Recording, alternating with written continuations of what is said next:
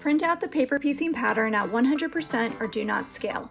Double check that the pattern was printed at the right size by measuring the 1-inch test square in the bottom left corner.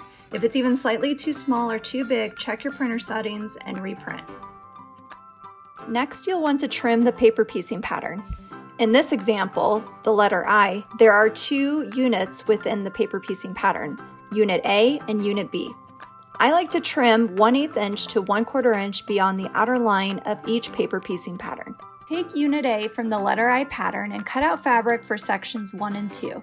Make sure the fabric pieces are at least 1/4 inch bigger around all sides of the section. I like to cut generous sized pieces for each section to avoid coming up short and having to seam rip later.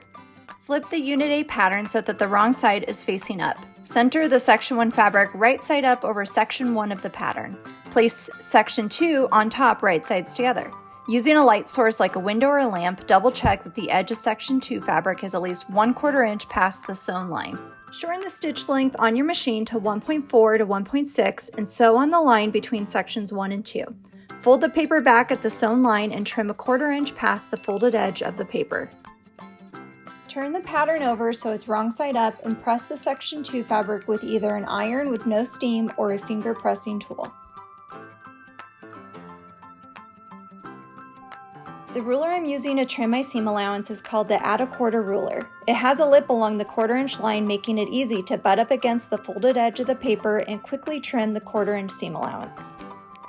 After your sections are all sewn and pressed, take a rotary cutter and ruler and trim along the outer line of the pattern. Because we left space around the outer edge of the pattern, trimming the excess paper along with the excess fabric results in nice, sharp, clean edges around our unit.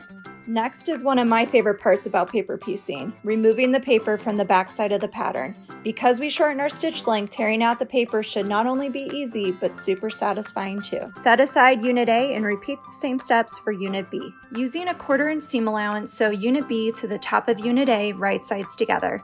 I'm glue basting my seam with the Fineline glue tip to make it easier to sew these small units together. Your letter I block is now complete and perfectly pieced. I hope you found this tutorial helpful. You can find a wide variety of tutorials, patterns, and more on our site at penandpaperpatterns.com.